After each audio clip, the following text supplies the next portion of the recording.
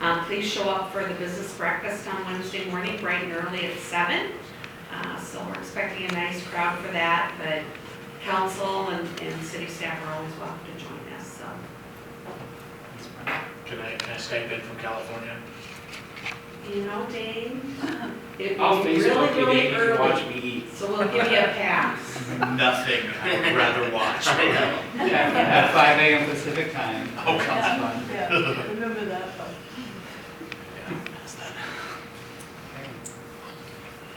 Couple quick updates. I'm gonna meet with Marlis tomorrow, and we're gonna work on some information that we can put out and share with the community in regards to an update on the field house project, where it's at. We got some cool photos that we can share, and also we're gonna give an update on Hattery Park. Staff started up there this morning getting ready to concrete, and Harry Martin will start next week on that. So want to get well, I don't know if we'll get ahead of it, but I think it's already out there. So you're already behind. we're going to play catch up. So we have that. A couple other things with that. I would like to send out a doodle poll to you folks. I'm hoping at the end of May, maybe early June, we can offer you a visit out there. We'll have some concrete hopefully on the ground, so it'll be easier to walk, but we'd love to show it to you. And so we'll be looking for that in the next couple of weeks, and see if we can find a time that works for most everybody. The other thing, Jason's been busy planting trees, so when you get out to score, you'll notice them quite a bit. We got a grant. He worked with the middle school last Friday. Got another big planting project this Friday with the elementary, weather permitting. So those are some things going on. Programs are busy, so a lot to do to get the pool ready, and that's kind of our mode. So any questions I can answer? Marla should make sure to publicize the tree planting far and wide, because I got complaints about the couple little saplings out here coming down. Great. Thank you. First, on the police side, we're still interviewing candidates for one position. We have 2 candidates. They are going through the testing process. They just have about 2 steps left, 2 or 3 steps, and then they should have some good news. Sergeant Sismedia has assigned the officers to different various blocks, kind of a chunk of the city.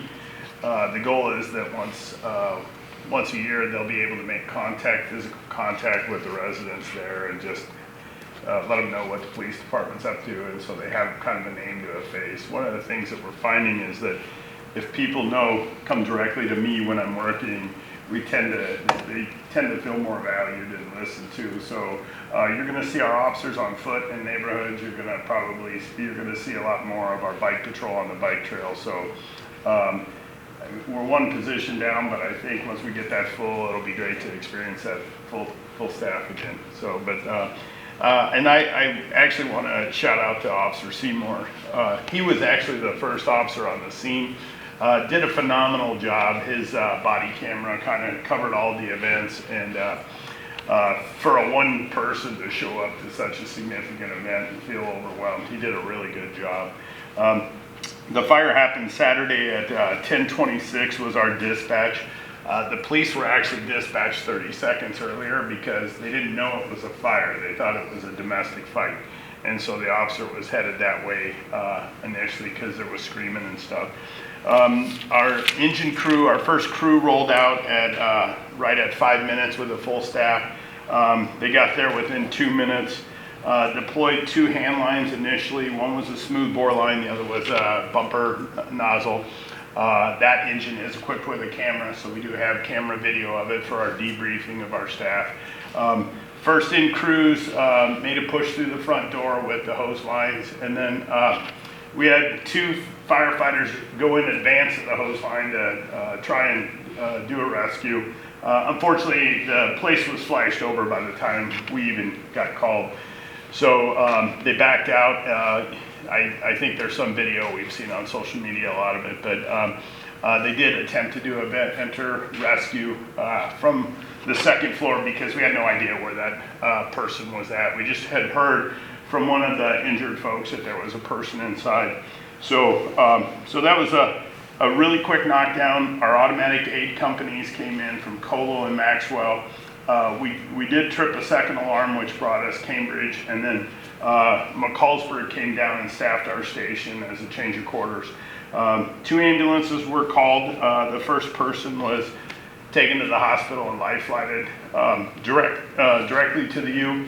The second one was going to go to the hospital, but obviously they would be overwhelmed with 2. So they diverted to Mercy, level 2 trauma center, and then they either went by ground or helicopter to the University of Iowa. By all accounts, they're both still alive, and by all accounts, one is doing significantly better. And so we're hopeful that they'll be able to recover from their injuries. We do know the cause of the fire. We're kind of keeping it close to the vest, undetermined at this time until we can interview those folks upon their recovery to confirm what the investigation has revealed. As far as we have 8, initially we have 8 folks that are displaced, or 8 families. One of them is our firefighter, Lieutenant Arnaud. He was actually one of the first to respond, but the tenant to the south was, both of them heard some sort of explosion, indicating the fire was pretty well advanced. And upon both of them kind of covering 911, our firefighter had a radio, so he was able to call it in. We did look at security camera. The page went out almost immediately, so it was quite a good response from our folks. We ended up with 23 people on scene from our department, a number of folks from the various different departments. So this is truly what our officers have said. This is our worst case scenario. This is what we fear, a multi-story commercial structure with people trapped. But all in all, I think a couple of significant things that I want to highlight. The partnerships worked well. We had a lot of resources there. Our emergency manager took care of the Red Cross and those displaced. I think the school even opened up Gates Hall so we could kind of get our folks someplace. So we've been doing after action reviews on it, getting some pretty good feedback from around those that responded. So all in all, for such a tragic event, again, our thoughts are with the Scott family. And but it was very well staffed, and I was very pleased to see how quickly we got that fire knocked down. There's a couple of points that I was going to talk about. First is construction.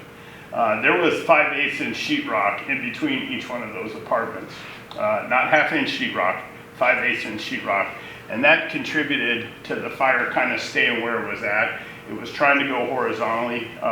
The second thing that I think is important is one of our firefighters made what's called a trench cut on the roof, and that's just basically a 6-foot cut, about 4 inches wide. And that immediately sucked that fire up and to go vertically instead of horizontal. So I think that speaks a lot to the type of training we do, how intense we are and deliberate we are about our training. So they did a super great job.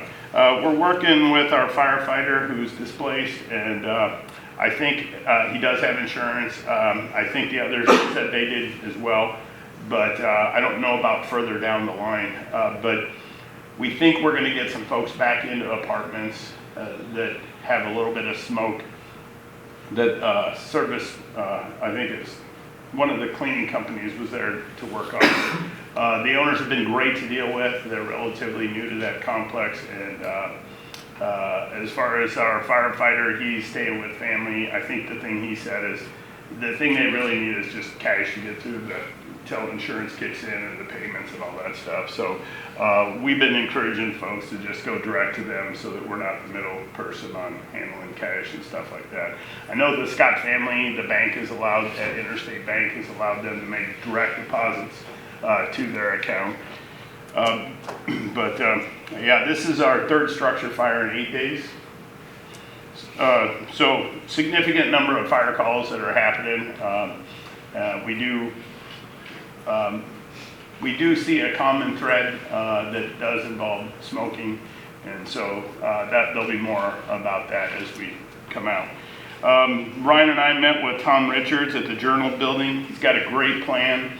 That building will be sprinkled, and the first building downtown, I know Johnny Gus's building is sprinkled in his residential area, so we're starting to make some headway, and after this weekend, you can see the value of a sprinkler system, that investment in those properties. And then the last thing I wanted to say was, July 10th, we hope to start the public art mural painting on the side of the fire station. So we've appreciated everybody's support, but again, I think a lot of it should be directed at the families. So that's all I got.